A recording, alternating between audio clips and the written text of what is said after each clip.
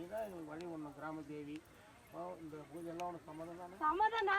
யாவது ஒரு குறையும் கிடையாது. எந்த குறையும் இல்லடா. அதிகாரிகள் பாலகர்கள் வந்து பூமி விழா முடிஞ்ச வரைக்கும் பாதுகாப்பா இருக்கு இருப்பேன். அருள் பாலிக்கிறீங்களா? கண்டிப்பா கண்டிப்பா. பழம் ஒன்று கொடுப்பாங்க மாட்ட வாங்க. கோவிந்தா கோவிந்தா கோவிந்தா கோவிந்தா கோவிந்தா நல்ல அம்மா துறக்க வேணும்.